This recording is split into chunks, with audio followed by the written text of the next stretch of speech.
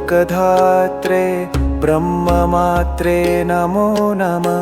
नमस्ते पद्मनेत्राय पद्ममुख्यै नमो नमः। प्रसन्नमुखपद्माये पद्मकान्त्यै नमो नमः।